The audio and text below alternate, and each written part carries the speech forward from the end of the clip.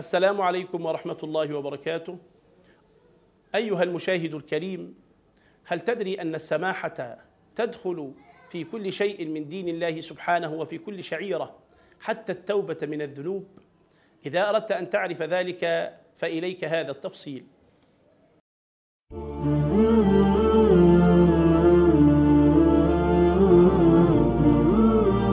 السلام عليكم ورحمة الله وبركاته. الحمد لله رب العالمين، والعاقبة للمتقين، ولا عدوان إلا على الظالمين، وأشهد أن لا إله إلا الله ولي الصالحين، وأشهد أن سيدنا ونبينا وحبيبنا محمدا عبد الله ورسوله. اللهم صل وسلم وزد وبارك على هذا النبي الأمي العربي الكريم وعلى آله وصحبه وسلم. أما بعد، أيها الأخ الكريم، إن الدين الإسلامي لا يقرب من أتباعه المحسنين فقط، بل إن الدين الإسلامي العظيم يجعل المخطئ في جناب الله سبحانه وتعالى، والمخطئ في كل أمر أو في أي أمر من أمور حياته يجعل له رجعة ويجعل له فيئة. وربما أخبر النبي صلى الله عليه وسلم أن هذا الرجل المخطئ ربما يكون في عفو الله سبحانه وتعالى، لأن الإنسان خطاء. النبي صلى الله عليه وسلم يذكر في الحديث الصحيح أن كل بني آدم خطاء وخير الخطائين التوابون. الشريعة الإسلامية كما هي قائمة على اليسر والسماحة لا تجعل العقوبة بدرجة عالية إلا لمجرد التخويف، فرجم الزاني وقطع يد السارق والمحاربون الذين يصلبون وتقطع أيديهم وأرجلهم من خلاف، إنما كل ذلك لو طبق في عصر ما فإنما يطبق مرة أو مرات معدودة. لا يجعل الإسلام ديدنه وحبه للعقوبة ولا حبه للحدود يطغى على رحمته. فكما نقول في كل مرة، المشقة تجلب التيسير حتى عند المخطئين. المخطئ من الناس يكون في جناب الله وفي رحمة الله حتى يفيء، حتى يرجع إلى ربه سبحانه، حتى يتبع سنة النبي صلى الله عليه وسلم مرة أخرى. لا يخرج الإسلام من رحابته ومن قفص الإسلام، ولا يخلع ربقة الإسلام عمن أخطأ خطأ واحدا، بل إن القرآن الكريم يدعوه ليلا ونهارا إلى التوبة والرجوع إلى الله سبحانه وتعالى. أرأيتم كيف يواسي الإسلام أتباعه؟ الحق سبحانه وتعالى في سورة النساء يقول: والذين إذا فعلوا فاحشة أو ظلموا أنفسهم ذكروا الله فاستغفروا لذنوبهم ومن يغفر الذنوب إلا الله ولم يصروا على ما فعلوا وهم يعلمون. وربنا سبحانه وتعالى لا يتنكب للإنسان الخطأ ولا يقف على مجرد الخطأ فيخطئ العبد فيخرجه الرب سبحانه وتعالى من حظيرة الإيمان أبدا. إن الله سبحانه وتعالى يخبر عن نفسه ويقول: إن الله يبسط يده بالليل ليتوب مسيء النهار ويبسط يده بالنهار ليتوب مسيء الليل. هذا ديدن للرب سبحانه وتعالى، وعلامة من علامات قبول التوبة بالليل أو بالنهار. أرأيتم يسرا وسماحة ولطفا من الرب الكريم ورحمة أعظم من ذلك؟ النبي صلى الله عليه وسلم يخبر عن بعض الأشياء التي تغسل الذنوب غسلا. يقول النبي صلى الله عليه وسلم: الصلوات الخمس والجمعة إلى الجمعة ورمضان إلى رمضان مكفرات لما بينهن إذا اجتنبت الكبائر. يعني لو أن الإنسان صلى الخمس صلوات في كل يوم، وصلى صلاة الجمعة مع الناس، وصام رمضان كما يصوم الناس، خرج من ذنوبه التي يعتادها إن اعتاد الذنوب الصغائر ما لم يغش الكبائر.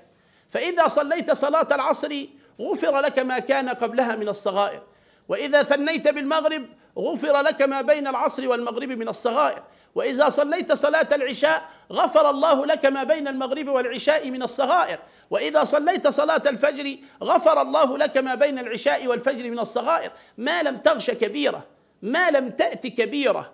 ولذلك أرأيتم جنابا للتوبة أوسع من ذلك؟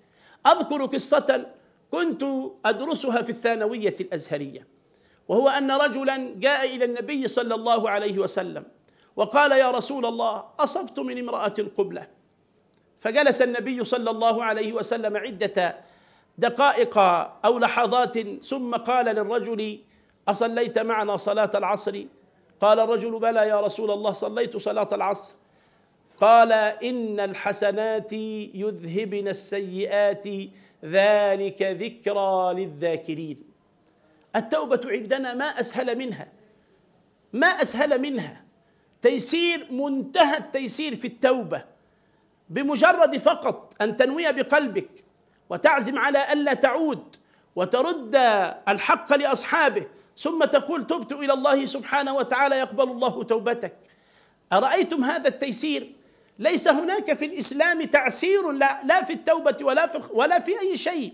إن النبي صلى الله عليه وسلم يخبر عن ذلك ويكرره دائما وتباعا، والقرآن الكريم آياته ملأى بأمثال هذا. أرأيتم دينا يدعو أتباعه إلى أن يرجع الواحد منهم إلى الرب سبحانه حتى وإن أخطأ في جنابه؟ قديما كانت الأديان حتى السماوية منها اليهودية والنصرانية، الله سبحانه وتعالى لأنهم شقوا على أنفسهم فشق الله عز وجل عليهم.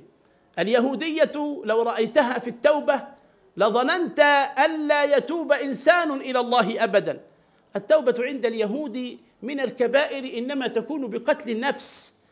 حكى الله سبحانه وتعالى عن ذلك في سورة البقرة، يقول عن اليهود: فتوبوا إلى بارئكم فاقتلوا أنفسكم ذلكم خير لكم عند بارئكم فتاب عليكم إنه هو التواب الرحيم. التوبة كانت عند اليهود بقتل النفس. أرأيتم إنسانا يرتكب هذا، أن يقتل نفسه طواعية لله رب العالمين ليتوب الله عليه؟ النجاسة كانت إذا أصابت الثوب في الأديان القديمة كان الرجل المؤمن مأمورا بأن يقطع موضع النجاسة. أما عندنا نحن المسلمين فإن موضع النجاسة من الثوب أو البدن يكفي أن يغسل لا أن يقطع. الشريعة الإسلامية مبناها على الرحمة، مبناها على التيسير، مبناها على اليسر والسماحة. إن هذا الدين الحنيف الذي يدعو أتباعه المخطئين قبل الصالحين منهم، المخطئين قبل الصالحين، إلى جناب الرب سبحانه وتعالى، ويعطي لهم فرصة التوبة. التوبة مقبولة من المسلم ما لم يحتضر، ما لم يغرغر، ما لم يصل إلى مرحلة الغرغرة وهي خروج الروح. إنك في حياتك كلها مرجأ للتوبة، مرجأ للتوبة. الله سبحانه وتعالى يتقبل منك توبتك إذا مر على فعل المعصية ما مر، بشرط ألا تطلع الشمس من مغربها وألا يغرغر العبد، أي إذا وصل إلى مرحلة الاحتضار، هنالك يتوقف باب التوبة ويغلق. أما في حياتك كلها فيجوز لك أن ترفع أكف ضراعتك إلى الله سبحانه وتعالى وتقول: اللهم إني أستغفرك وأتوب إليك فاغفر لي وتب علي. صحابة الكرام وقعوا في براثن الشرك، أو كان الصحابة مولودون وهم مسلمون؟ أبدا. مولودون وهم مؤمنون؟ أبدا. الصحابة الكرام كلهم وقعوا في براثن الشرك إلا من رحم الله سبحانه وتعالى منهم. ولذلك قبل الله عز وجل توبتهم وقبل منهم وجعلهم في أعلى درجات الصحبة مع سيدنا رسول الله صلى الله عليه وسلم. أرأيتم دينا أوسع من ذلك؟ إن لك فرصة في التوبة بتيسير من الله سبحانه وتعالى وتسهيل منه. أسأل الله سبحانه وتعالى أن يقبل توبتنا جميعا وأن يجعلنا من المقبولين عنده. أقول قولي وأستغفر الله لي ولكم، والسلام عليكم ورحمة الله وبركاته.